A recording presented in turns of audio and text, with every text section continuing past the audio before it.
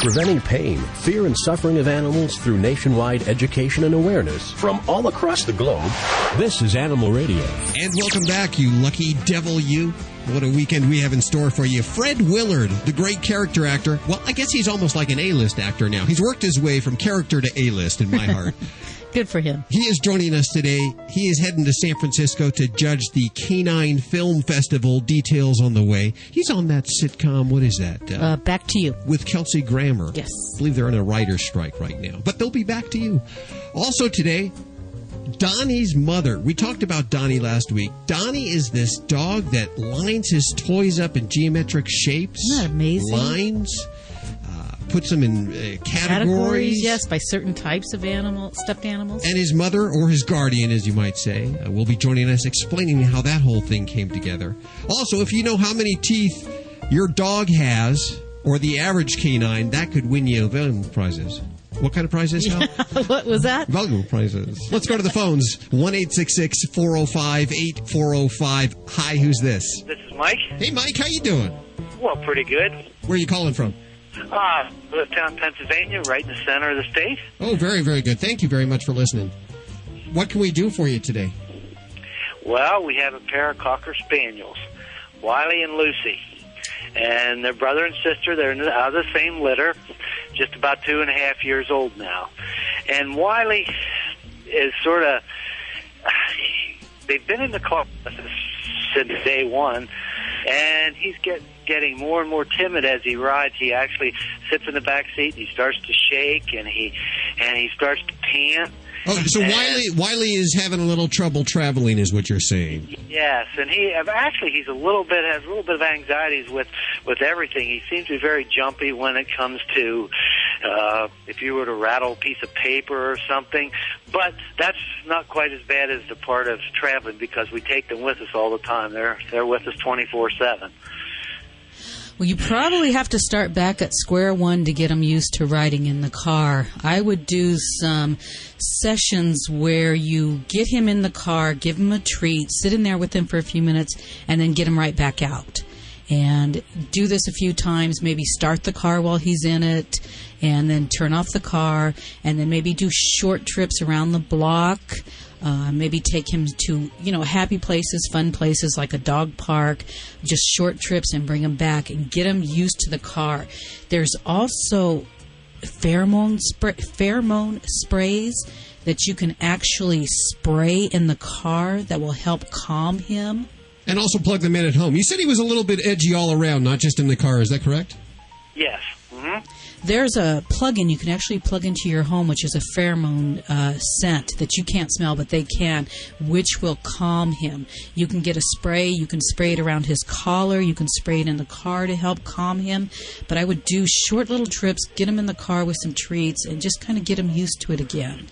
And, of course, if his behavior, he just became edgy all of a sudden out of the blue, it might be a good idea just to go by the vets and make sure everything's doing well internally. Yeah, it didn't sort of happen he's always been a little bit edgy. In fact, as I say, he's in the car probably every day at least, 4 or 5 times. Mm-hmm. And he's gotten to the point now where he is actually hesitant to come out of the house to even get into the car. What do you think he's associating it with? Do you go to the vet? I have no idea. When we picked him up day one, we brought them home in the car. He's been in the car almost every day, and we noticed that when we took a long trip in the car, we actually went to the vet and explained the situation, and he gave us something to help him sleep, and he would sleep. That was back when he was probably less than a year old. And short trips, he seemed to be okay, but he was never totally comfortable. But it seems to be getting worse now than what it was before. Yeah. On these long trips, how often do you stop with him? Regularly. They're our whole life, so we stop any time that, we certainly don't go any distance that would make them uncomfortable as far as going to the bathroom or anything like that. Mm-hmm. Yeah, I think Judy's right on. You need to reassociate good times with the car. Maybe it was a past trip that he just hated, and he remembers that, because let me tell you, they don't forget anything. Well, when he was the only traumatic thing that's ever happened, as I say, we're with them all the time. They're never alone. And we had him spayed. He had a problem. Apparently the vet made a bad cut or did something and he was very uncomfortable for probably about 2 or 3 weeks until we got to another vet and got everything straightened out. And I mean, he was in a lot of pain, and he seemed to be, that was definitely a traumatic experience for him at that time. Mm-hmm. But other than that, he's never had anything. I mean, in the car, like I say, he's in there continuously all the time.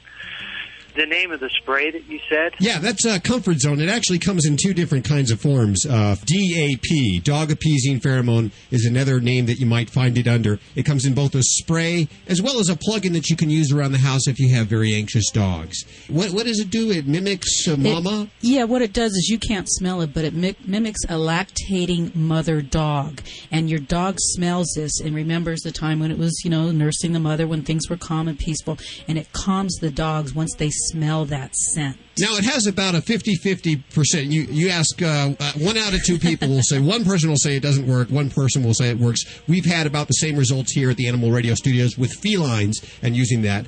Again, your veterinarian might have some other suggestions, whether it's herbal remedies or, like Wiley got before, the medicines to help them sleep. Other than that, the vet should make sure that there's nothing underlying happening that makes him just edgy at the moment right now. I got to tell you, when I was a kid, I went to the hospital for a root canal, and I didn't get back to the hospital for another 10 years because I was afraid of going back to the hospital. Perhaps that traumatic event that you just mentioned earlier is still in his mind, so retraining him, letting him know that it's okay. Going to fun places, and sometimes not even going anywhere, just getting in the car and offering Wiley a treat. I think that might work. Well, as soon as we basically have tried that. We take him, what we call his field. We take him, it's about a mile from our house. We take him to the field and take him out so he can run and, try and get him excited about going over there. He refuses to eat once he's in the car. He won't take a treat. If you start the car, he definitely won't. He just sort of starts to shake all over. Now, when he goes to the field, he has a lot of fun, right? Mm-hmm. He doesn't. Oh, yeah. When he sees it in the car, does he get excited? Very, very rarely will he even sit up in the back seat and look out the window. On occasion he will, but no, when he gets there, as soon as we arrive, he's excited, and he and Lucy have a great time.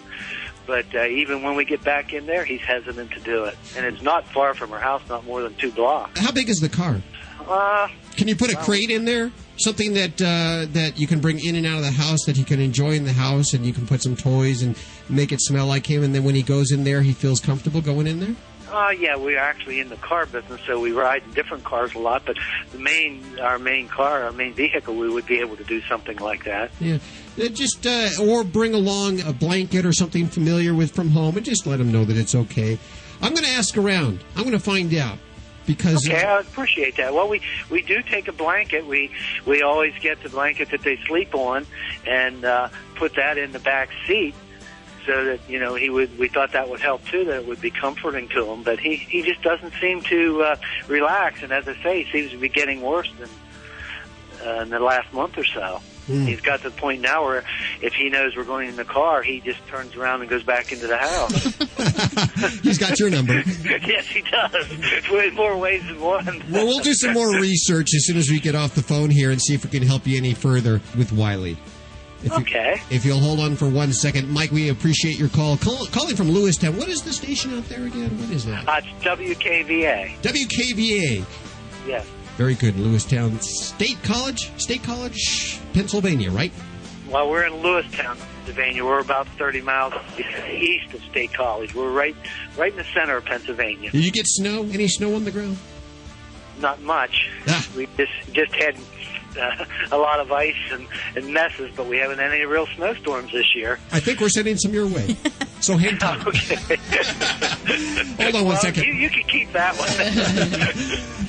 Okay, hold on 1 second. 1-866-405-8405. You're listening to Animal Radio. You can learn more about today's guest at animalradio.com. Log on. Learn more. This is an Animal Radio News Update made possible by the Simple Solution Natural line of 100% biodegradable pet care products. You know the saying, dogs are man's best friend? Not true. I'm Hal Abrams. According to a recently released pet census from the American Veterinary Medical Association, cats still greatly outnumber dogs as pets, with 82 million felines, up from 71 million in 2001. How many dogs in the U.S.? 72 million. Now, our total pet population has reached a record high of just over 282 million pets. Nearly 60% of all homes in the U.S. have one pet, bet you do. And 21% of homes have 5 or more. Now, Maine has the highest percentage of homes in which people are sharing their lives with kitty cats. And what state do you think has the highest percentage of dog owners? That would be Wyoming. Birds are the third most popular pet. And although the number of bird-owning homes has declined, the actual number of pet birds has increased from 10 million in 2001 to 11 million. Coming in after our feathered friends, 6 million pet rabbits, 2 million pet turtles, and 1 million pet hamsters. We love our animals. Get more breaking animal radio news at animalradio.com. This has been an Animal Radio News Update brought to you by the Simple Solution Natural line of 100% biodegradable pet care products. Get more at animalradio.com. Does that pesky pet stain keep reappearing after you've cleaned it with a household cleaner? Try Simple Solution Stain and Odor Remover. Simple Solution is formulated specifically for pet stain and odors. The unique enzyme and probacteria formula breaks down the glue-like proteins in pet urine, then absorb all the leftover particles, leaving your carpet completely free of harmful residue. So no more magical reappearing acts or pets returning to the area. Simple Solution products are available at pet specialty stores nationwide. Did you know that dogs can get worm infections just by eating grass, and that those same parasites can also infect humans? Protect your dog and your family by deworming your dog twice a year with Safeguard Canine Dewormer. For more information, visit www.safe-guard.com. That's SAFE-GUARD.com. Angel's Eyes Tear Stain Eliminator, the first tear stain product to be formulated for dogs and cats. Angel's Eyes is a permanent solution to tear stains, working from the inside out. Angel's Eyes is added to your pet's food or water, preventing the stain before it can begin. Angel's Eyes is perfectly safe to use. It is made in the USA of USA ingredients containing no dyes or wheat. Angel's Eyes is 100% guaranteed when used as directed. See for yourself. Go to www.angeleyesonline.com and check out the results. Angel's Eyes will have your pet going from tear to clear in no time at all. At Onesto Organics, we believe in whole foods for the whole animal. All of our human-grade organic pet foods are unrefined and dehydrated to preserve vital nutrients. Our veggie hides for dogs are delicious, nutritious, and completely free of grain, gluten, corn, and soy. Onesto Organics, we're all about healthful goodness for your pet. Honestly, nothing less will do. Check us out at www.onestoorganics.com. The Pet Expo is coming to the Greater Reading Expo Center. All your favorite pets under one roof. Dogs, cats, birds, reptiles, horses, ferrets, and pot-bellied pigs. Hey, cat lovers, don't miss the AACE Cat Show. You like large cats? How about a 400-pound Bengal tiger? Or marvel at the high-flying performance dogs. Watch the Rare and Ancient Breed Dog Show. See the Rainforest Reptile Shows. And kids, enjoy the petting zoo and pony rides. Check out the great show prices on pet products and accessories. It's all at the Pet Expo at the Greater Reading Expo Center. Bring the whole family. Hey, you want to keep a secret from your dog? It's the new fish sticks from Canine Caviar. They're good for your dog's teeth, gums, and also his achy joints. And fish sticks from Canine Caviar are 100% natural, completely digestible, and contain no chemical preservatives, additives, or fillers, and they're low in calories. But don't tell your dog that. All they care about is that they taste good. Get your dog fish sticks at caninecaviar.com. That's www.caninecaviar.com. Preventing pain, fear, and suffering of animals through nationwide education and awareness from all across the globe. This is Animal Radio. We are back in Las Vegas with Dr. Debbie White, Animal Radio's resident vet. And I figure, who better to ask the questions than the vets that we use ourselves, huh? They're the vets that we trust, and we impart their information on to you. Now, you've probably heard about all of the legislation from Los Angeles to New York to make spaying and neutering your pet mandatory.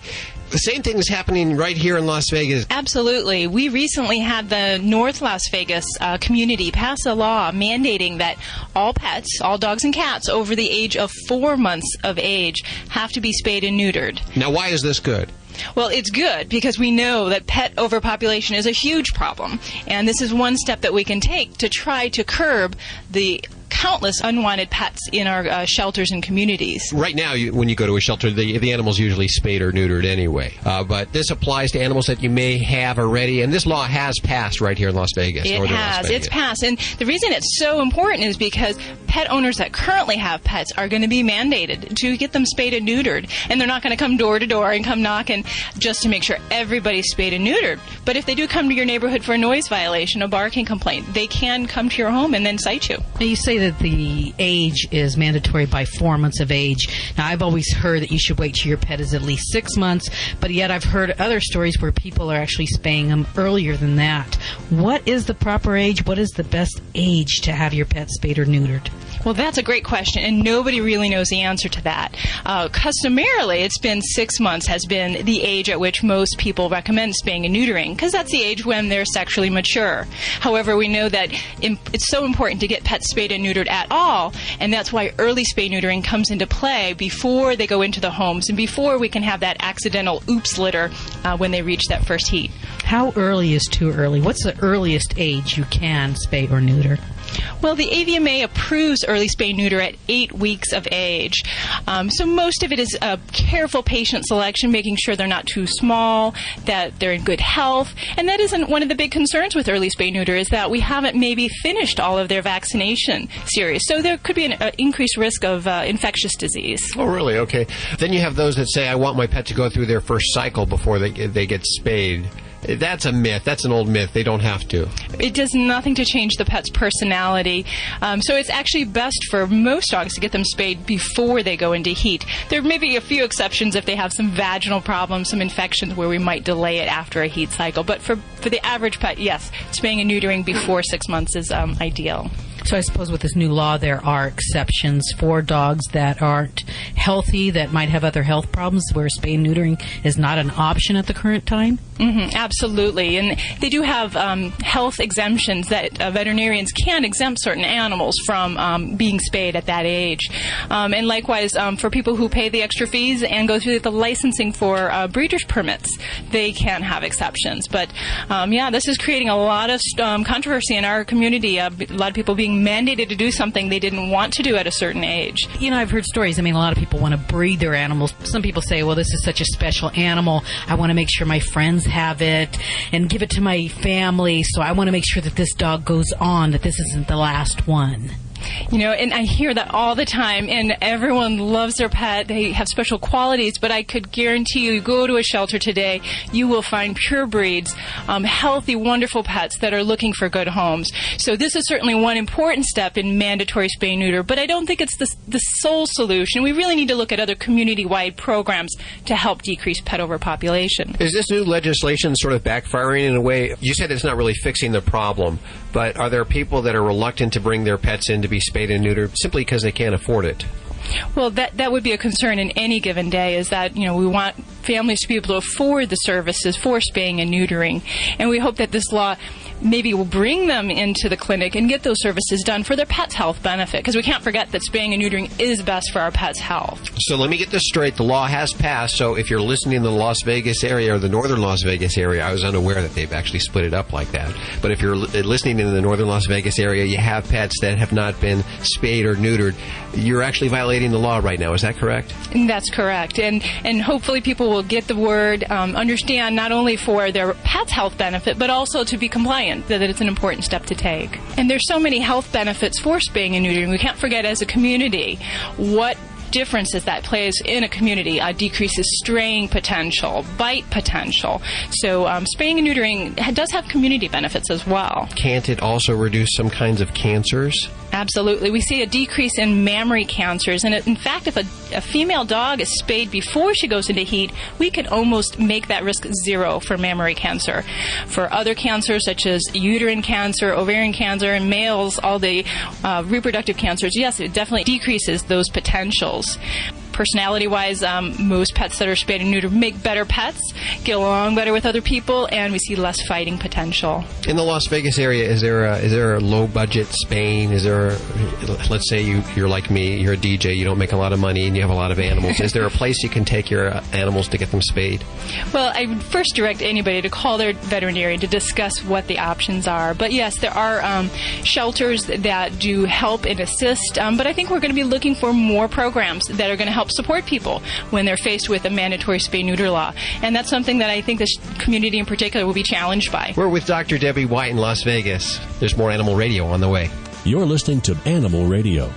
You can learn more about today's guest at animalradio.com. Log on. Learn more. The Animal Minute is brought to you by Urinoff, the #1 vet-recommended urine odor and stain remover. To purchase, visit www.urinoff.com. Urinoff, finally, something that works. Dogs or cats, horse or emu, animals are people too. It's pretty common knowledge that some college students have more than studying on their minds. But even with all that monkeying around, you'd think that students at Duke University would be smarter than a monkey. A recent study at Duke pitted 2 female monkeys against 14 college students. Both were asked to solve math problems. They were shown 2 sets of dots on flashcards, which they had to mentally add. The humans were not allowed to count or verbalize as they worked. Surprisingly, the monkeys did about as well as the college students. Their research pointed to the importance of language in helping humans solve more advanced calculations. Now, both teams were paid for their efforts. The college students received $10, and the monkeys, well, they got their favorite drink, Kool-Aid. I'm Britt Savage for Animal Radio. Animals are people too. Animal Radio. There's lots of reasons to need a urine odor and stain remover. Your dog's afraid of thunderstorms. Cat hates being alone. You've moved into a new house. But there's only one reason to buy Urinoff, because it actually works. Urinoff's high-performance formula gets to the source of the problem and removes it permanently, even cat urine. Many odor removers claim to work, but thousands of loyal Urinoff customers, even vets, swear by it. If urine odor is a problem in your home, reach for Urinoff, the odor remover that actually works. Available exclusively at www.urinoff.com or your local vet. Coming up, another animal lover, Fred Willard. The great actor Fred Willard is joining us. He's judging a contest in San Francisco. It's a film a canine film festival. And if you're with us next hour, Just Shoot Me's Wendy Malick joins us. Now, coming up next, we're going to talk to the guardian of Donnie. We spoke about him last week. He's the dog that lines up his toys in shapes and categories and lines. Really quite genius. That's all on the way right here on Animal Radio. You're listening to Animal Radio. You can learn more about today's guest at animalradio.com. Log on. Learn more. If there was only one vitamin supplement you could take, what do you think it should be? Green tea. Green tea is widely known as one of the most powerful antioxidants in the world. Green tea has been used in China as a medicine for over 4,000 years. And taking green tea has been researched and is well documented to help lower cholesterol, reduce the risk of cancer, help with weight loss, and even slow down arthritis. Of course, results may vary, and you should always consult your healthcare professional before taking any supplement. But you should add this powerful antioxidant green tea to your daily diet. And if you call now to order and buy 2 months, we'll give you the 3rd month for free. Your order comes with a money-back guarantee. So call now. 800-819-8315. 800-819-8315. Call right now. Buy 2 months of green tea and get one free. 800-819-8315 or visit airtimestore.com. Preventing pain, fear, and suffering of animals through nationwide education and awareness from all across the globe. This is Animal Radio. Last week, we were talking about a very special dog, Donnie, who lines his toys up, his plush toys, in groups, in shapes, in geometric shapes, and lines, and in categories. Wow. It's a little hard to grasp. I'm not sure if it was an obsessive-compulsive disorder or genius dog. I wanted to get Donnie's mother guardian on the phone to find out exactly what the scoop is about Donnie. We have Carol Young joining us. Hi, Carol. How are you? I'm doing pretty good, thank you. Okay, so your dog is lining up toys in the backyard. When this first happened, what did you think? Well, there's an awful lot to this story, a lot more than what was on National Geographic. Well, tell us. I adopted Donnie about 4 years ago, Uh-huh. and I found him on the Internet. I had just lost my Doberman of 11 years to cancer. And when Donnie arrived at my house, he was terrified of everybody. And he was just particularly scared of men. And he didn't want anybody to touch his back. And he didn't know how to go up steps. He wasn't housebroken. And it was quite a period of adjustment for both of us. Traumatic. How old was Donnie at that time? About 4. Okay. They're guessing he's about 8 now. Mm-hmm. And I guess it took maybe 6 to 9 months for us to really, really start to gel. And during that time, I would buy him some toys to play with, and I noticed he really enjoyed the squeaky toys. Uh-huh. So he had maybe 20 at the time. And this was as we started to really, really bond. I went out one morning to pick up his toys, and I noticed that they were arranged in 2 parallel lines, equally spaced. Now, how many toys are there that we're talking about right now? For the first arrangement, there was about 20. He now has about 150. Okay, so you walked out in the backyard to get him, and you saw 20 toys lined up. In 2 parallel lines, and the toys were spaced almost perfectly, perfect distance from each other. So did you think a neighbor was playing a trick on you? Well, no, I didn't, but I was really very, very surprised at what I saw. I live pretty far out in the country, and I have 2 acres, and my land is fenced. And so I couldn't really imagine anybody, coming in with a Doberman. Yes. I mean, Donnie's extremely friendly, but most people wouldn't have known that. Right. So I figured that he had done it, but it wasn't registering the fact that he actually had done it. And I left him there for quite a while, and he didn't move them. And I took pictures, and I then finally just kind of tucked it in the back of my brain and didn't think about it much anymore. Until in December, I went out back, and I noticed he had done a complete half circle with bones. And they also were equally spaced. So at this point, I was really, I figured he was doing it, and I thought it was extremely unusual. You figured he was doing that? Because if that happened to me, I would think someone was messing with me. Well, I would normally think that, except not where I live. Uh-huh. It just didn't make sense. There aren't really any kids around here. Mm-hmm. And I know my neighbors, but I don't interact with them much, so I just couldn't imagine that somebody would be doing this on purpose. Now, were you going to keep this to yourself, or were you going to tell Well, I told my friends, and they all came over, and, they looked at it, and I didn't move them for a long time, and, everybody was just like, what? It was really pretty amazing. So what did you think was going on? I really didn't know. I really, really didn't know.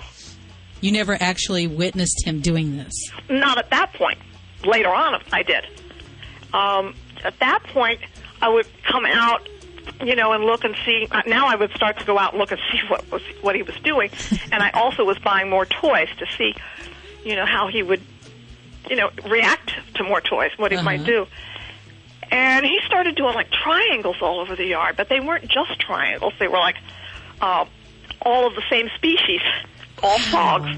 All frogs. But different manufacturers. Different size frogs, different color frogs, but all frogs. Or all monkeys. And they all had to either be face up or face down.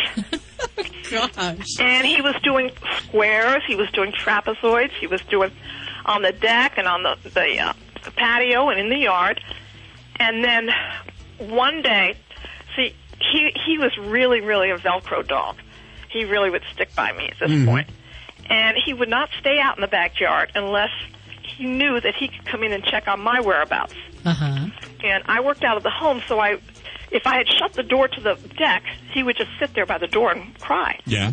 So I got these screens that he could open, and they close with magnets, so that he could come in and out at will. And that solved that problem. So he would go outside for maybe 10 minutes, knowing that he could come back in and check on me. Okay. And he would.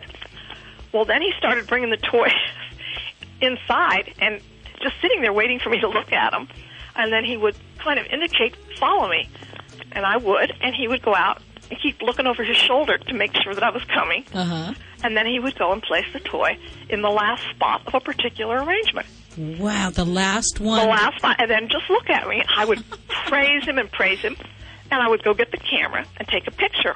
And ultimately, he would just sit there and wait for me to bring the camera out, and he would pose for the picture. So he wanted to make sure you were there when he finished them. Yes, he was showing me what he was doing, making sure that I knew that he was doing it. And at this point, then, I was just totally blown away. So I decided to go online and see if I could find somebody in the animal behavioral department that might be able to shed some light, or at least somebody that might be interested in, coming and see what he does. Weren't you afraid that they might laugh at you? Oh, I totally believed that they would, and I think most of them did. But in order to get somebody's attention, I figured I'd have to come across at least as intelligent, thoughtful, and very detailed. And I didn't get any responses from anybody until maybe about 3 months later, and that was Dr. Barbara Smuts from the University of Michigan. So I contacted her, and initially she thought I was making it up. But when we got on the phone and started talking, I think she finally believed that at least I believed this was happening. Not necessarily that it was happening, but that I believed that it was.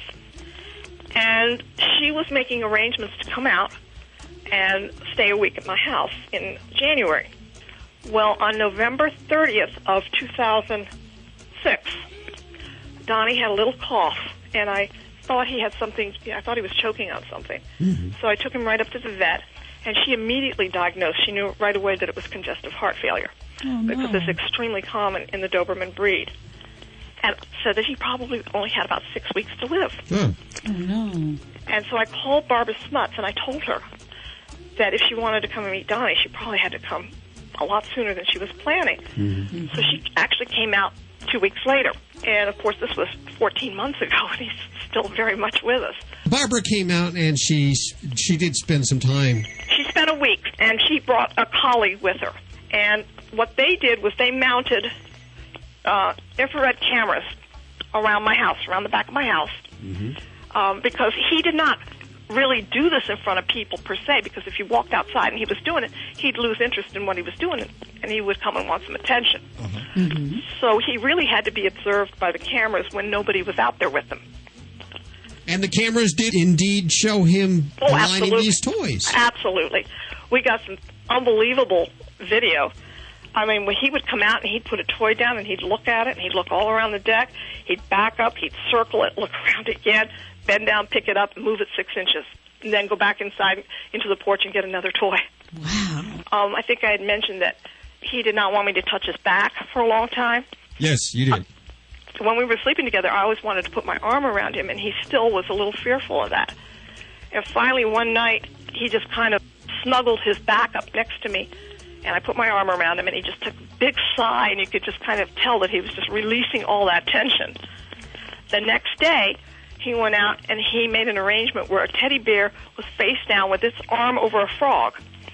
And then on the other side was a dog with its arm around, I can't remember what animal, but in the middle, which is probably maybe a foot, on either side, was a cat all by itself. The cat didn't have anybody. So you're saying that he put the arm around... He recreated, and he's done that many times since. Wow. And it just, totally, it was just, now this is a whole new level. And he started lining his toys up, holding hands. And I think that he's doing that because I take care of my profoundly retarded brother, and I hold his hand everywhere I go. Sure, he's seen that. He has like a big octopus, and he tucked a little monkey inside and wrapped the tentacles around it to hold it. The tenderness and emotion that he's expressing with his toys is just mind-boggling. Oh, it's amazing. Do you think that it is that Donnie is a genius? Do you think he is obsessive-compulsive? What is your evaluation of what's happening here? Well, I think a lot of factors came into play. Number one, he's very intelligent. Mm-hmm. Number two, I'm with him almost all the time, so that I was able to notice these things and encourage them. And he had the opportunity, and he had the animals, and I bought him more, and he had the yard, and he would get my attention in doing it. But that's all I can, say. His motive, I think he's just expressing himself. Give him a big old hug from all of us here at Animal Radio, okay? I will do that. Now, after your story aired on National Geographic and in replay, a lot of phone calls came into Dr. Smuts. Other dogs that may or may not be doing this, but lots of reports. We don't know how many of them are actually valid reports, right. Of course. We were encouraging listeners, if your animal does this, if your dog or cat does this, we want to hear from you at 1-866-405-8405. Carol Young joining us, the mother of Donnie, the dog that lines up toys in geometric shapes. If you want to learn more and see pictures, head on over to animalradio.com. Pretty astonishing dog there, Donnie. Isn't he amazing? Hi, who's this? Hi, my name is Jerry. Hi, Jerry. How are you doing? I'm well, thank you. Where are you calling from? I'm in Long Beach, California. Long Beach, California, listening on Coast. Do you have an animal that lines up toys? Yes, I do. He was a little Cocker Spaniel that we rescued from a rest stop. We don't know if he was abandoned or he was so avid and so full of life. I've got a feeling he found a scent and ended up too far away for the family to find. I think he probably just wound up that way. But when we brought him home and thawed him out, poor wee thing was frozen, his whole little the long hair. So we brought him home and thawed him out and got him a lovely little bed for in front of the fire and little dog toys. And each morning he would get up and line up his little toys right in front of his bed, and he would check on them during the day, and then at night we would say, okay, put your toys away, and he would go put them away in the little box he had, and in the morning he would get up and line them all up again. Did you teach him to do this? I said for him, put your toys away, and pointed to the box, and he would lift one at a time and go put it over there. Okay, let's go night-night. I mean, he was just unbelievable. Like, when he would speak to get a treat, I would always say please, and he would speak. So, I mean, I think there probably was some motion in there that he got the gist kind of thing, but it was just really funny the way we would say, put your toys away, and he would start to do it. Did you think that was normal behavior for an animal? Yes, because it's the first dog I ever had. I thought they all did that. So listening to your show, when I heard how excited everybody was about the Dobermans lining up their toys, I thought, well, my dog did that every day. So, I mean, I thought that was just par for the course. I think that's a genius dog. I think they're all smart. In fact, I think they all can speak English. They just know better. My dog was bilingual because she liked tacos, too. I love it. Well, hold on a second. Do you still have him? Is he still around? No, my little mousey went away 2 years ago. Do you have any pets now? No. Okay. Well, then we'll send you a book. How's that sound? That'd be great. Okay, hold on one second. Thanks for listening to Animal Radio. Oh, anytime. My pleasure. Thank you. Fred Willard on the way. You're listening to Animal Radio. You can learn more about today's guest at animalradio.com. Log on. Learn more. Hey, this is Sean Hayes on Animal Radio. Remember to spay and neuter your pets.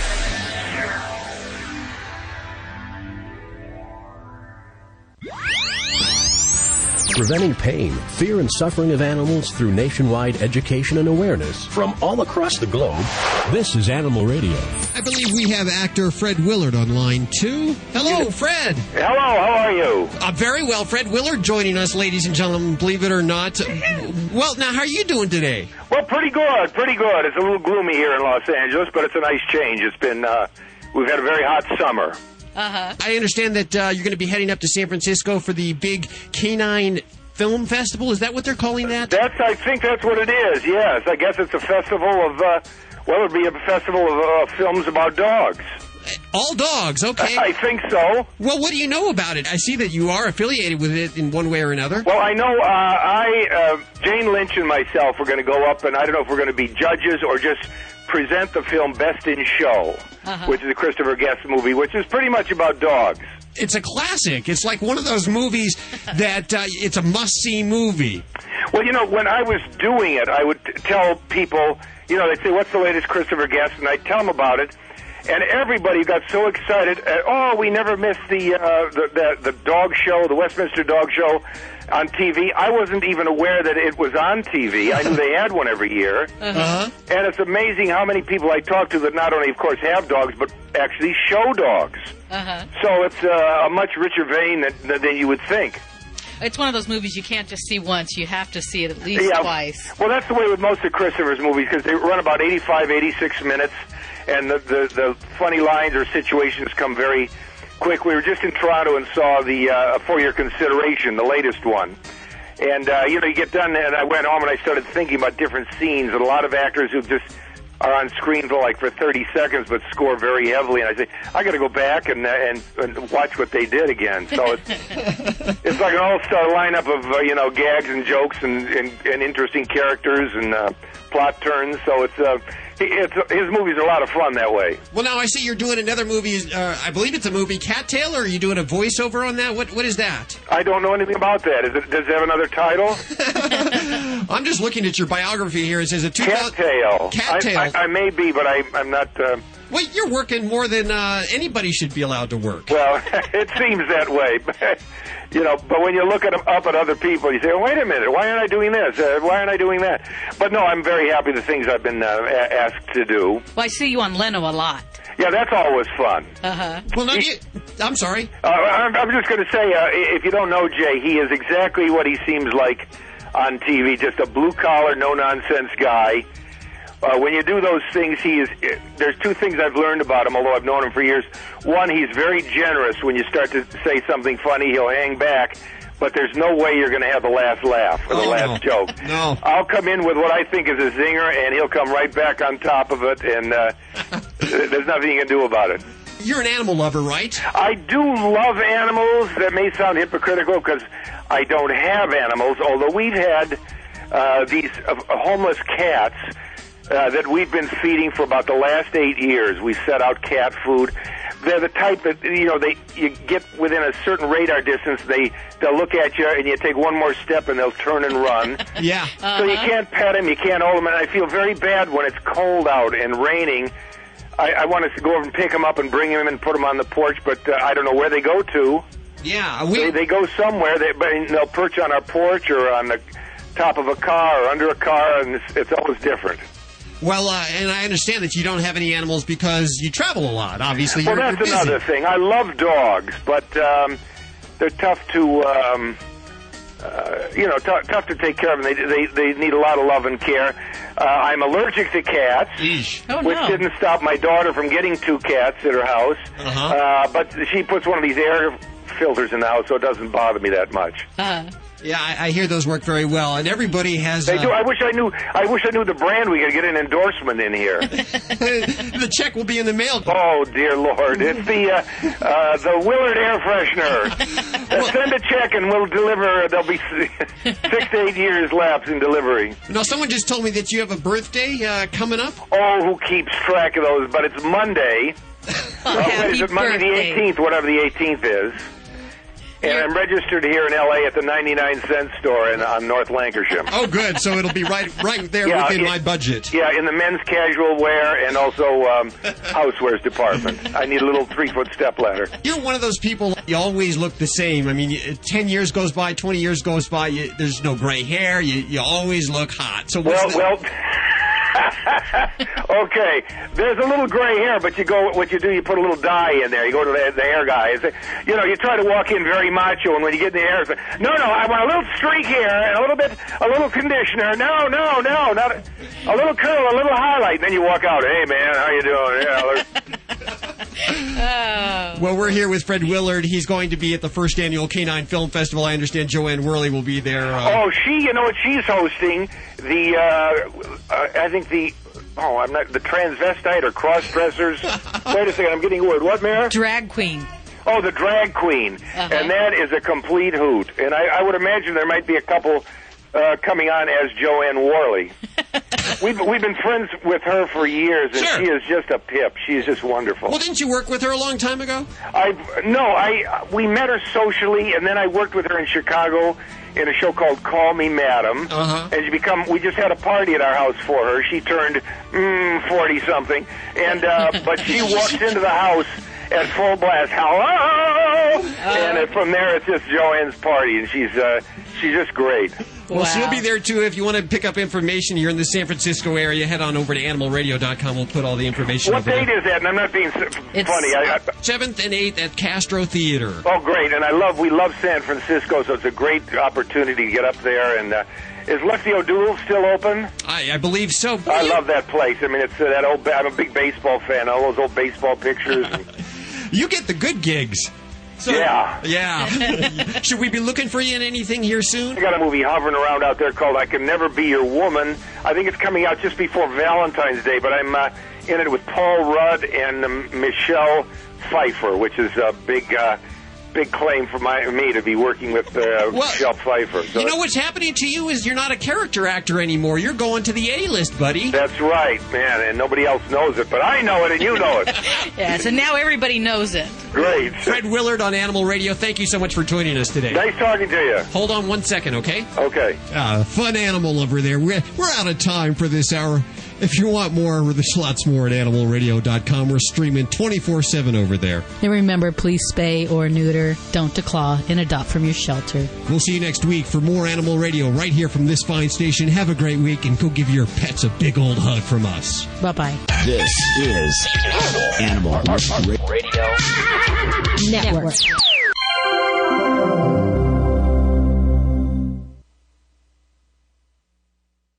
Hey gang, it's Hal from Animal Radio. This hour of Animal Radio is a replay of a show that we thought was pretty awesome. We hope you think so too. We hope you enjoy it as much as we did. Remember, there's fresh Animal Radio at animalradio.com.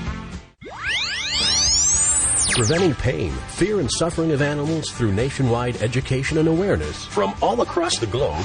This is Animal Radio. And welcome back. Another very, very full show from Just Shoot Me. No, not David Spade. You know who played Nina Van Horn? Wendy Malick. She joins us today. She is a big-time animal lover, and she's actually presenting at the Genesis Awards, which happened, but they're going to be on TV, all the details today. Also, it's that time of year when your pet is shedding like crazy. I know they are here at the studios. Oh, there's hair all over. Why not make something out of all that hair? Yeah, next time you brush your cat or dog, save the hair. What a great idea. For a sweater, maybe? Wintertime? Details on the way. Also, sad news to report from Reading, Pennsylvania this week. There have been several pit bull attacks, and that combined with the Michael Vick case has brought the pit bull to the forefront recently. That's not good. I like to think of myself as fairly well informed as far as animals go, at least, because that's my job. But I didn't know until recently that in 1989, the Denver City Council enacted an ordinance making it unlawful to own, possess, keep, exercise control over, maintain, harbor, transport, or sell within the city any pit bull. And that was, of course, defined by Denver as any dog that is an American Pit Bull Terrier.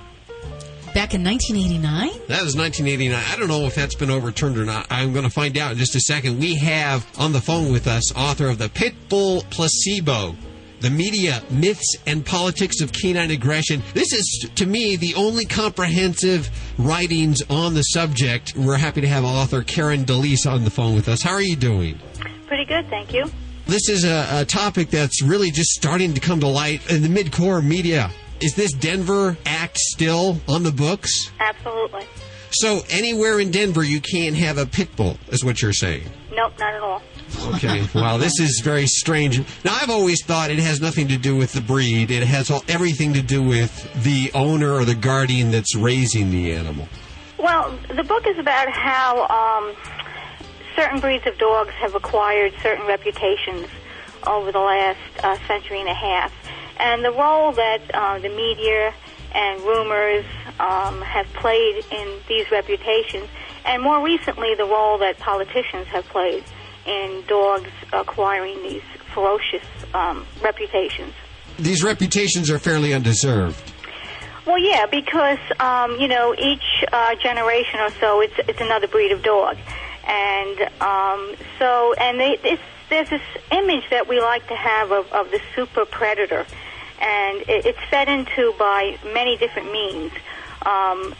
it's fed into by the media, by the portrayal of dogs as vicious, by certain people acquiring them because they buy into this image. And then, of course, what they do is they want their dogs to behave this way.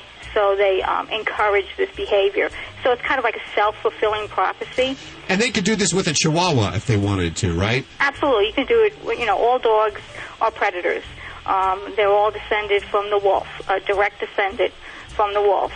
And, you know, there's this perception that, you know, there's this huge difference in breeds and that pit bulls are uniquely different from other breeds of dogs, which is the basis for all these breed bans, which, of course, dog people know that that's not true. But, you know, the public buys into this when they're constantly assaulted with these pit bull stories, and when the politicians are out there and they're constantly saying these outrageous things about pit bull behavior. And they're not qualified to speak of it, but that doesn't usually stop them. And so this image is created, and it becomes conventional wisdom that really isn't wisdom, because it's only based on rumors and myths. The actual breed ban itself perpetrates the false rumor. Absolutely, absolutely, because now you go, wow, you know, even some experts say, well, look, you know, all these cities are banning them. There has to be a reason. There has to be a reason why a city would ban a breed of dog.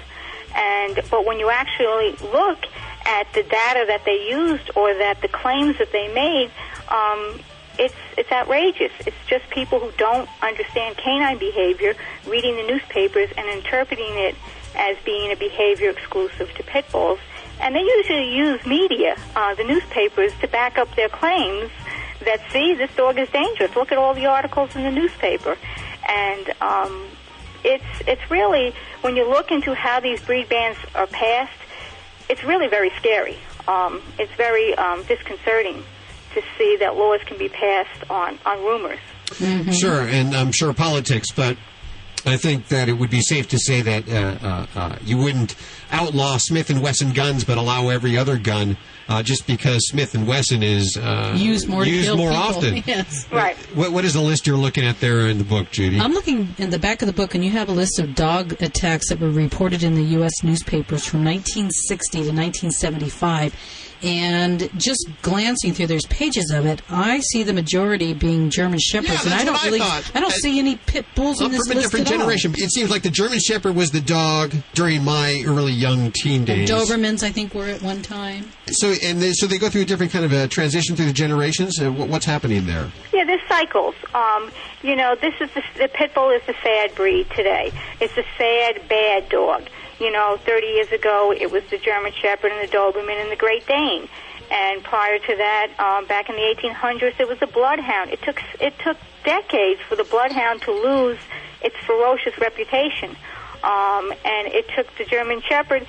The German Shepherd is a little kind of unique case because Rin Tin Tin, which I go into in the book, how the media kind of turned around the image of the German Shepherd because they were used in positive functions, meaning search and rescue, police work, the military, and of course Rin Tin Tin. And Buddy, the first CNI dog, was a German Shepherd.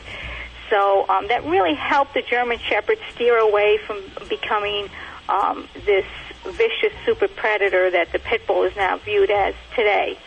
And that's what the book is about, how the media sometimes can twist or turn, perceptions about breed viciousness by what they choose to print and what they choose to advertise, or who their canine heroes are at the moment. The book is called The Pit Bull Placebo, The Media Myths and Politics of Canine Aggression. The author, Karen DeLise. Can you get this just at any bookstore, I would imagine? No, actually, okay. It was just released about 3 weeks ago, so right now it's on Amazon. .com. Okay. Or you can get it on my website, which is www.fataldogAttacks.com.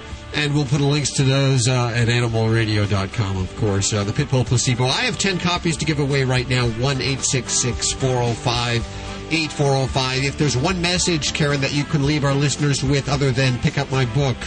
A dog is a dog. And, the owner decides what they're going to be. If they're going to be a companion animal, a guard dog, a danger to the community, the owner decides. He picks what dog, what breed he chooses, and then he also decides what the function of that dog will be. And we have to remember that.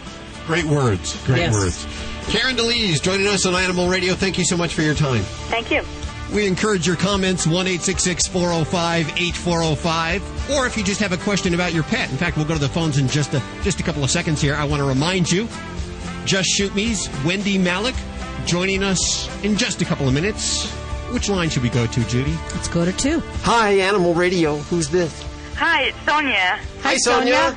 Hi, how are you? Very well. You have a question for us. I do indeed. I just was curious to know how Where are you calling from? Are you calling from England? Well, I'm actually calling from America. From America. Yeah. Are you? Do you live here in America? Yes, I do. Okay, where? In Virginia. In Virginia. Where in Virginia? In Charlottesville. I understand there's a very good school there. There is? I take it you don't go to college. Oh, you mean UVA? Yes. University. I'm sorry. I thought you just meant local schools. No, yes, there is. Okay, now that we got that cleared up, what's your problem? You have a dog, right? Well, I have a dog, but I have a question about cats coming into my yard and digging up the garden and whatnot. How do you deal with that? Not a lot you can do. Unfortunately, I wish people wouldn't let their cats roam free. Yeah, I think they people do in this neighborhood all the time. Yeah, it's not good for the cats. I don't think people should do that. But use just regular cayenne pepper. Oh, okay. Well, you can put that around your garden if you want to keep them out of your garden. Like the rose bushes and whatnot. That or even citrus peels. Save your citrus peels and put it around the garden and stuff, and that'll help keep it out. Oh, and I know most cats get on cars too, because when you come home, your car's nice and warm and the cat curls up on it. There's not a lot to do about keeping them off your car unless you keep it covered. Unfortunately, if people are not taking care of their cats and keeping them, under control, then... Well, it's probably pretty commonplace there in Virginia, huh? Pardon? This probably pretty commonplace there in Virginia, huh? People letting their cats just roam around. Oh, they do. Cats and dogs. Do you have a big stray problem? A lot of stray animals? No, we don't. I haven't seen any that look like they're strays. They all belong somewhere, have little tags on them. People are just letting them loose and come in and out and stuff. That's not good for the cats, especially if you're out in a rural area. There's so many other dangers out there for them. I know, like all the foxes. Do you have foxes in your area? I don't know. It was the first thing that came into my head. Okay. Okay. That was my question. Thank you for calling. Well, thank you for having me. Hold on 1 second. Oops. Oh, wait. Who's that? That's my talking dog. What's your dog's name? Cabo. Boy or girl? Boy. Boy, okay, Cabo. We'll load Cabo down with a doggy package. Oh, well, thank you. He gets a lot of those these days. I don't know why. Thank you. Hold on a second. 1-866-405-8405. It's Animal Radio. We'll be back with more. You're listening to Animal Radio. You can learn more about today's guest at animalradio.com. Log on. Learn more. Dogs or cats, horse or emu, animals are people too. In this sometimes stressful world, what could be more calming than playing puppies? Nothing, according to Lisa Brady and her husband, who came up with the idea for a website that carried nothing but playing puppies. They created playing-puppies.com, a free website created to give stressed out people a little break from their busy days from the joy of watching puppies play. There are new videos of playing puppies and some adult dogs every day, and you can send in your own puppy videos. Brady says if by watching our videos, one person each day laughs out loud when they need it the most, then playing-puppies.com has served its purpose. I'm Britt Savage for Animal Radio. Animals are people too. Animal Radio. Buddy, don't do that. Don't worry, lots of dogs eat grass. Didn't you hear? Dogs can get worm infections from eggs and larvae in the grass. Those parasites can even infect humans. I know. That's why I give my dog Safeguard K9 Dewormer twice a year. It's a safe and easy way to eliminate and prevent the major intestinal worms that infect dogs, and to protect my family against infection. Where can I find out more? Just visit www.safeguard.com. That's SAFE-GUARD.com. Every once in a while, there comes along a special group of animal lovers that stands strongly in defense of the voiceless. Animal People is that newspaper for people who really care about the animals. Animal People is published 10 times yearly. The publisher is a non-profit corporation dedicated to exposing the existence of cruelty to animals and to informing and educating you so that animal lovers worldwide can eliminate such cruelty. Your subscription is $24 a year and is 100% tax deductible. Get Animal People's fair and accurate investigative reporting from the industry watchdog. Visit our website at www.animalpeoplenews.org. That's www.animalpeoplenews.org to subscribe to the news for people who care about animals. Animal People. Subscribe today at www.animalpeoplenews.org.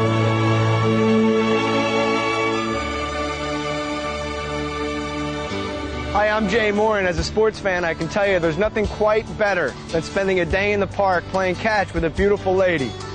Like Shirley, my dog. Listen, adopt a pet. They are the most loyal companions you will ever have.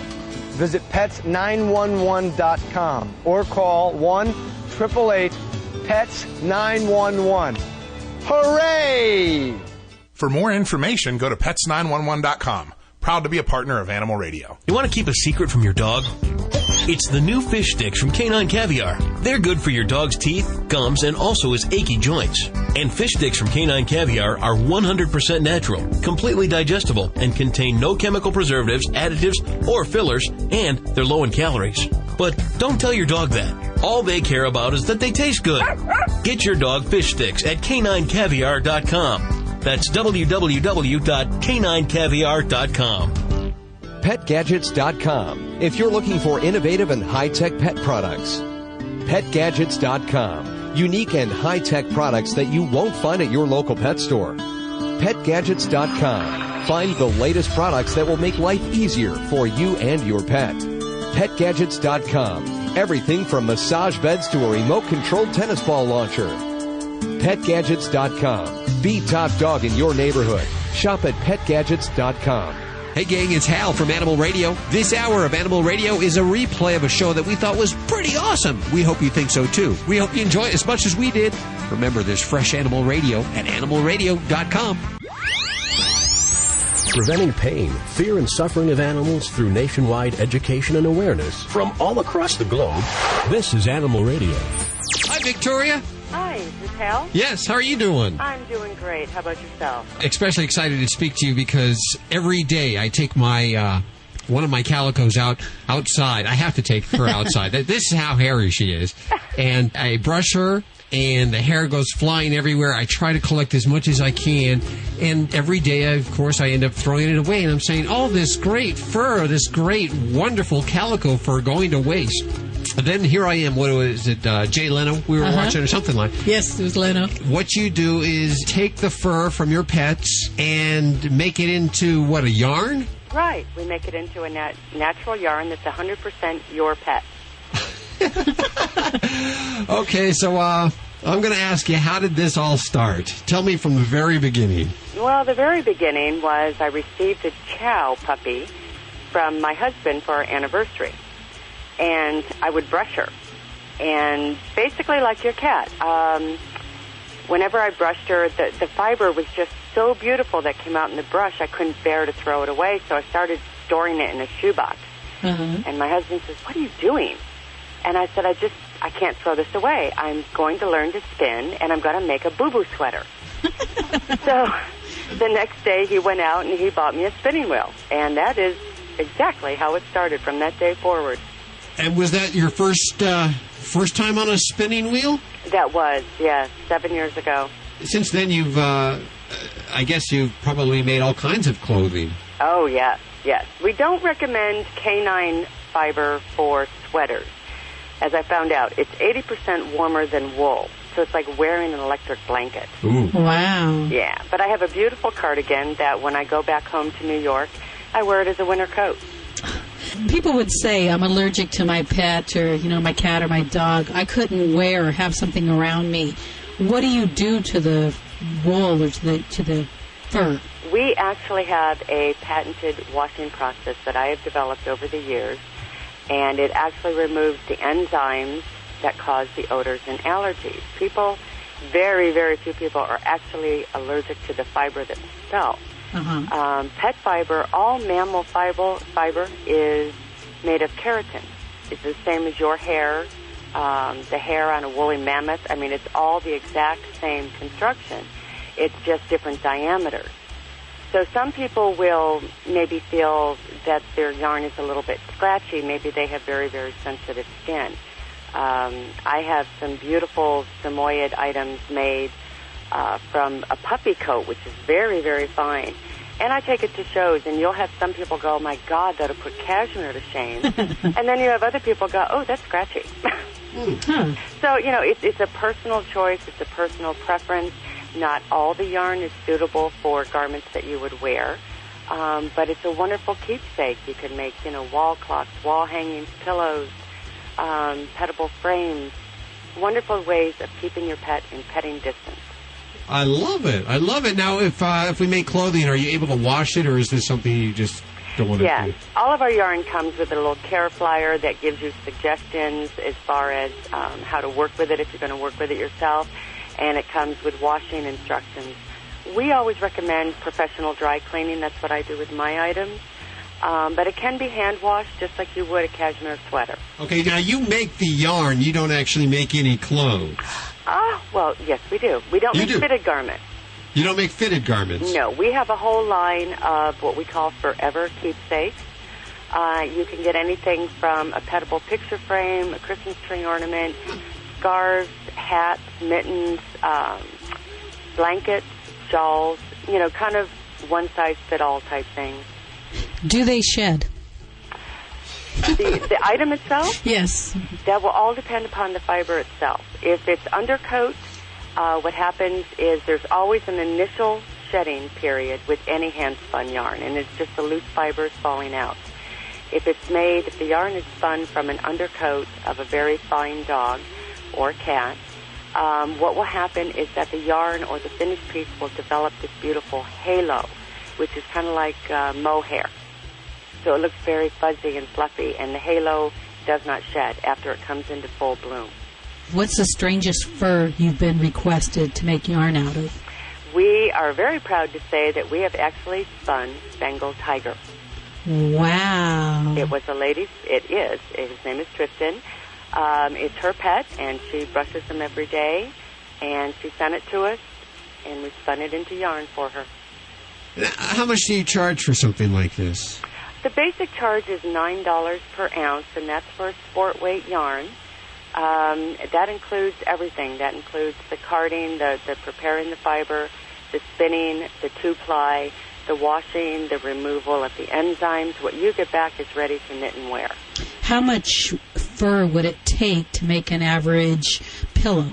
An average 14-inch pillow is about 10 ounces, 10 to 14. And, of course, it depends whether you are knitting, weaving, or crocheting.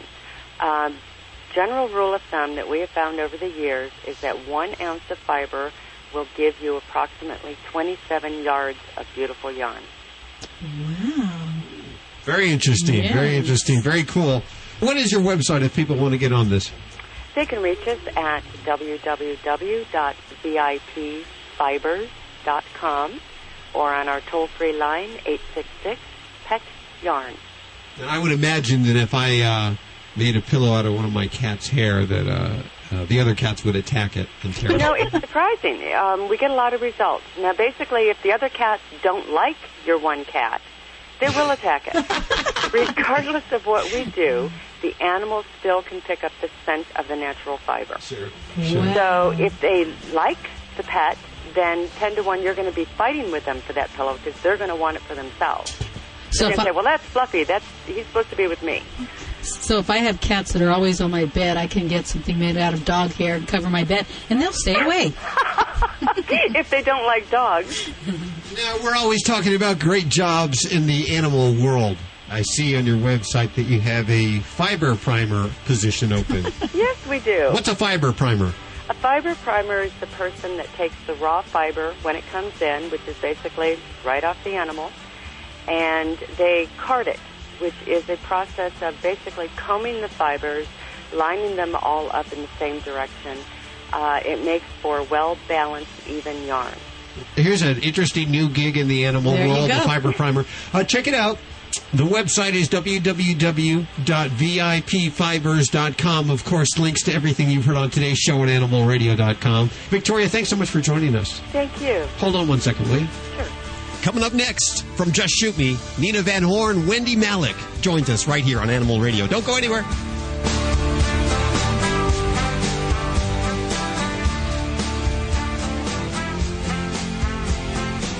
Hi, this is Jamie Farr, and you're listening to the Animal Radio Network. And remember to spay and neuter your pets. Hey gang, it's Hal from Animal Radio. This hour of Animal Radio is a replay of a show that we thought was pretty awesome. We hope you think so too. We hope you enjoy it as much as we did.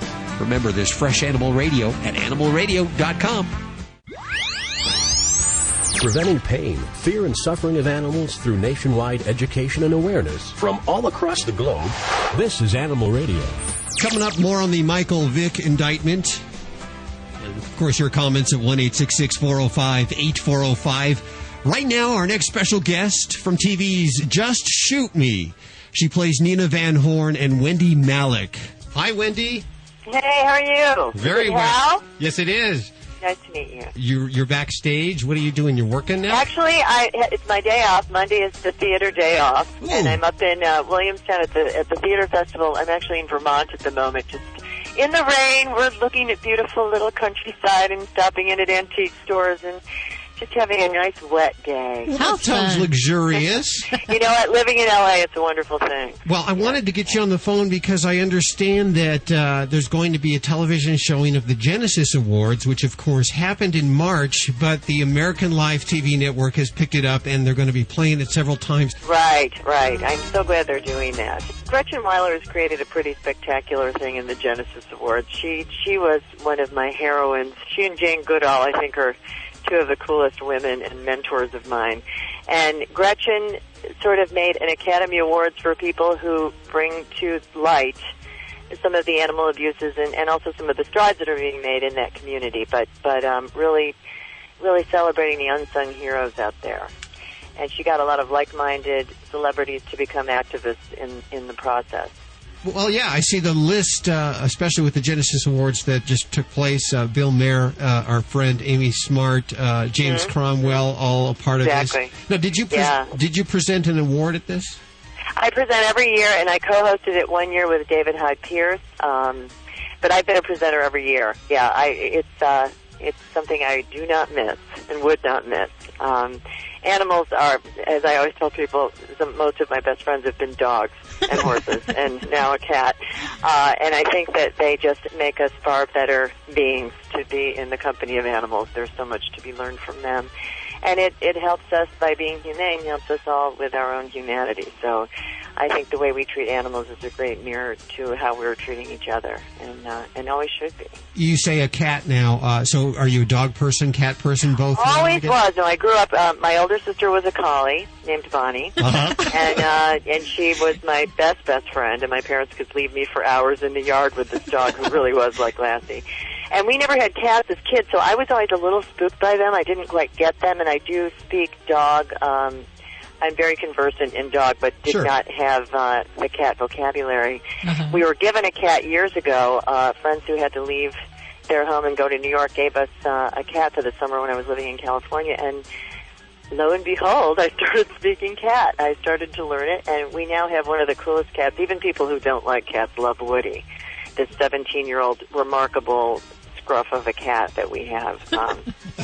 He defies the odds. He lives out in the Santa Monica Mountains and has somehow survived coyotes and hawks and rattlesnakes and various creatures, and is an outdoor cat. I mean, he comes and goes as he pleases. He's white with ginger spots, and there's no reason why he should still be around, but he is. Can you touch him? Absolutely. He sleeps next to me, but then goes out, prowls at night, and usually brings back like the foot of a mouse. Just to show you. Or something as an offering. But we haven't had any mouse problems. So there is that. Well, I wanted to tell you about Kyle Orant. Probably about 9 years old now. He should be about 9. Yes. Last summer, he sold lemonade to the tune of $20,000.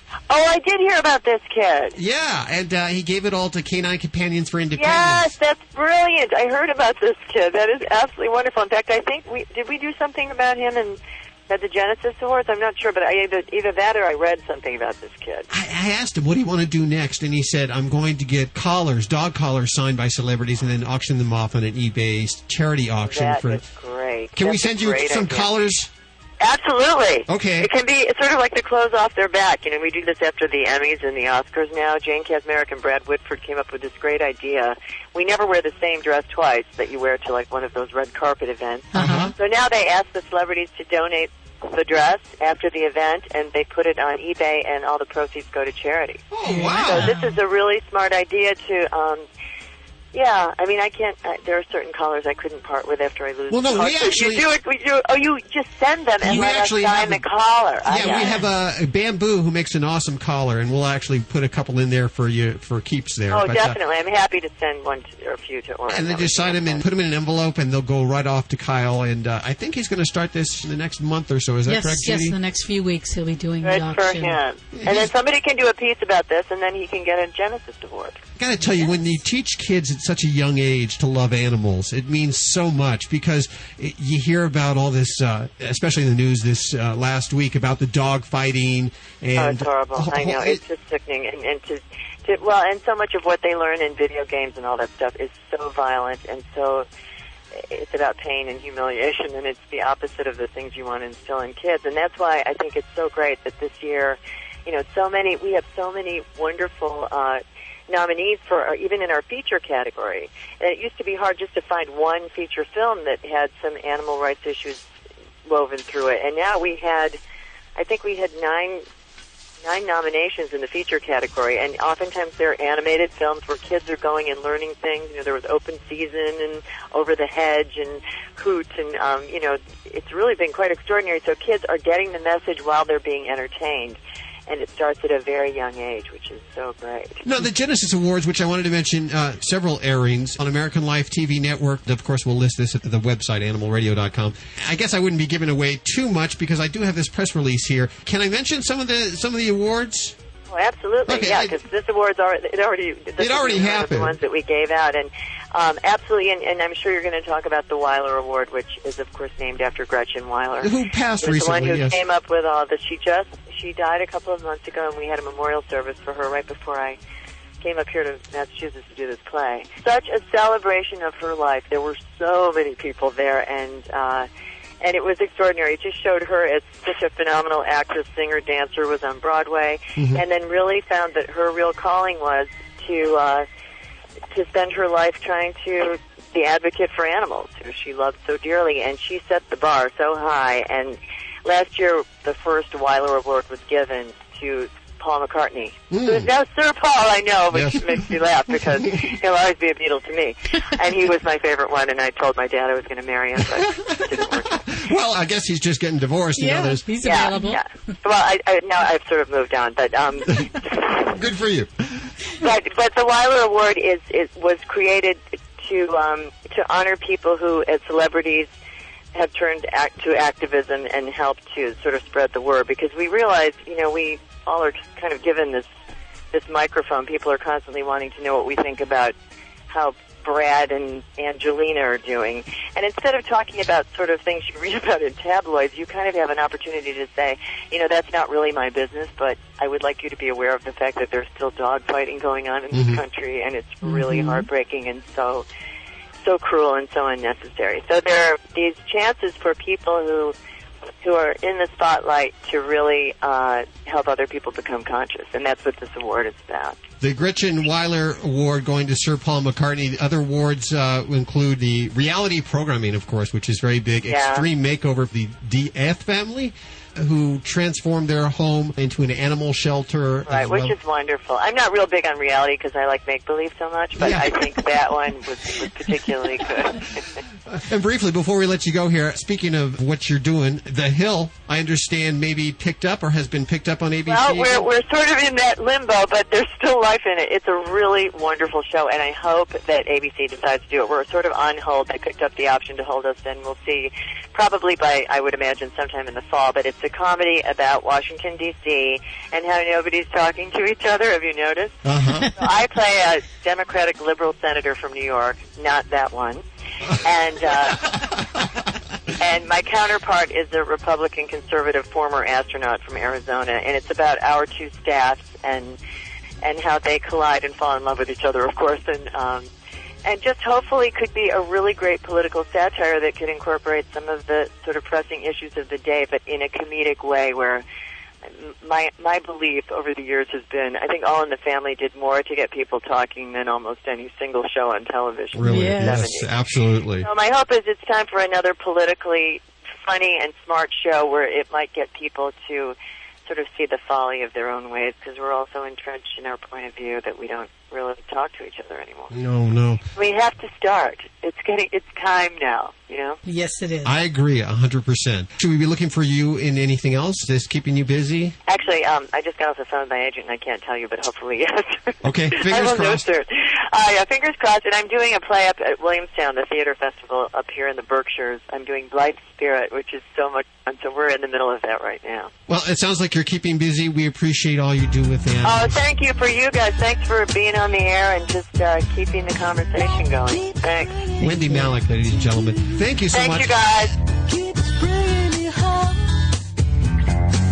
It don't matter what I wanna do, 'cause it's got a mind of its own. Life keeps bringing me back to you. Hi, this is Sheena Easton on Animal Radio. Please spay and neuter your pets. It's so important. If there's one thing that Fido loves, it's a ride in the car during your errands. While riding in the car may be fun for them, it can be dangerous if your pooch isn't safely secured. For a safe and easy way to buckle up your furry friends, check out Kurgo's line of innovative products, which are convenient for owners and secure for pets. Available at select PetSmart and local pet stores, or visit www.kurgo.com. That's www.kurgo.com to find your local dealer. This is Animal Radio Network. Buddy, don't do that. Don't worry, lots of dogs eat grass. Didn't you hear? Dogs can get worm infections from eggs and larvae in the grass. Those parasites can even infect humans. I know. That's why I give my dog Safeguard K9 Dewormer twice a year. It's a safe and easy way to eliminate and prevent the major intestinal worms that infect dogs, and to protect my family against infection. Where can I find out more? Just visit www.safeguard.com. That's SAFE-GUARD.com. Every year, there are thousands of pets and animal shelters across the country just waiting for a loving home. I'm Bill Mark with a very simple message. If you're thinking of getting a pet, please adopt. To easily locate your closest place to adopt, call Pets 911 toll-free at 1-888-PETS-911. It's easy, it's free, and it gives a pet a second chance at life. This public service announcement has been made possible by Animal Radio, a proud partner of Pets911.com. Fido Friendly Magazine.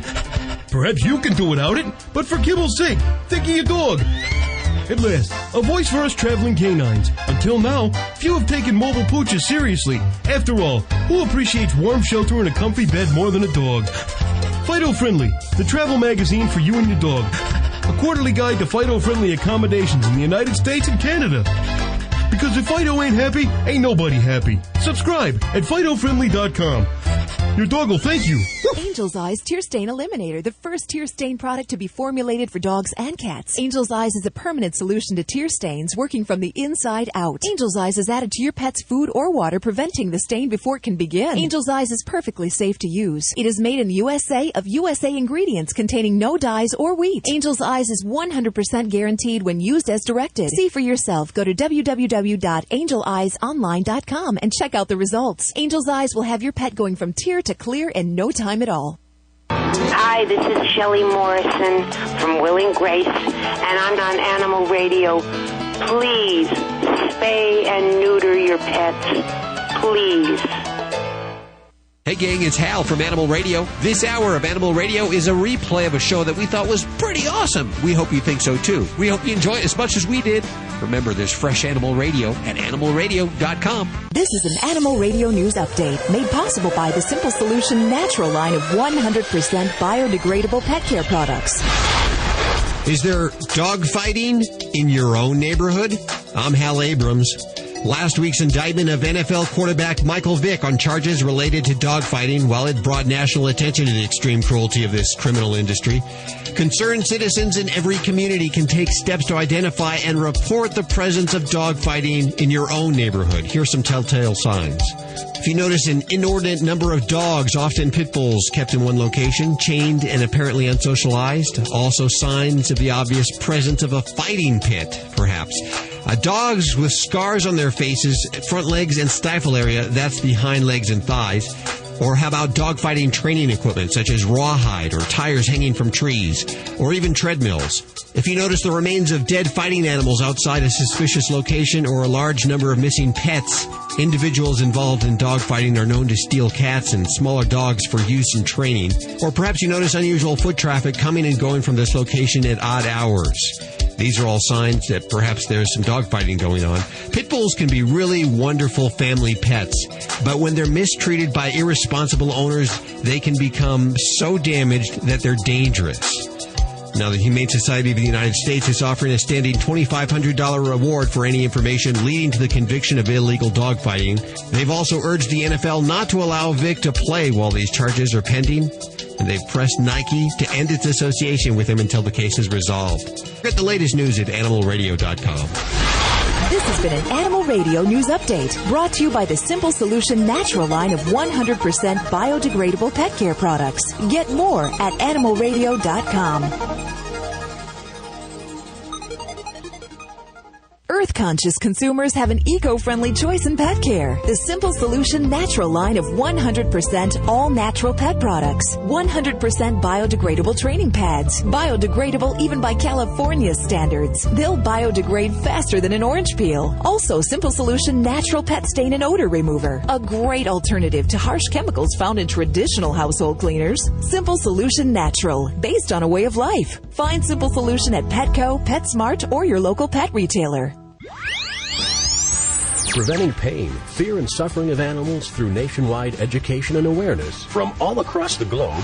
This is Animal Radio. And there's no doubt you've seen all the bugs in your garden, on the lawn, as summer kicks in. Lots of little lives out there, and Rayanne Cumulos takes on the ladybug. Welcome to Voice of the Animal.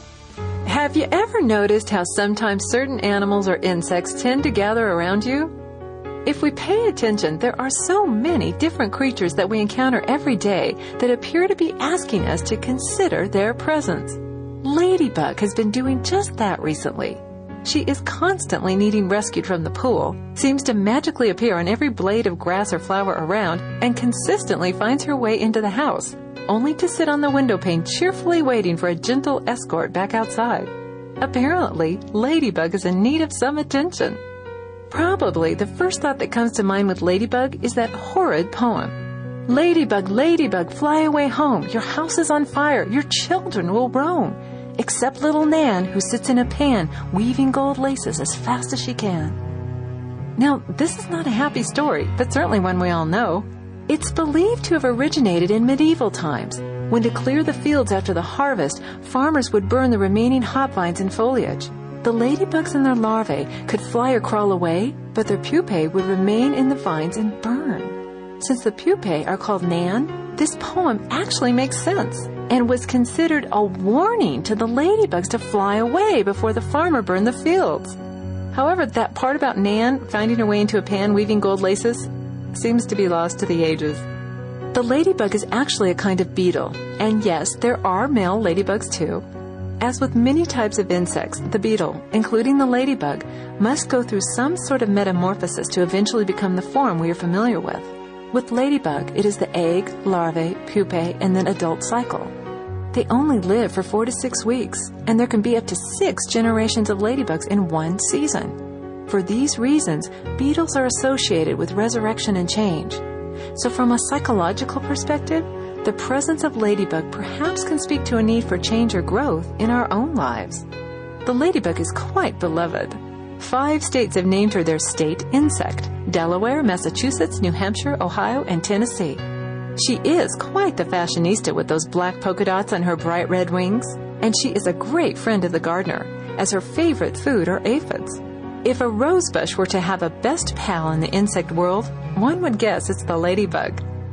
She has a long history in association with being a friend of the farmer as well.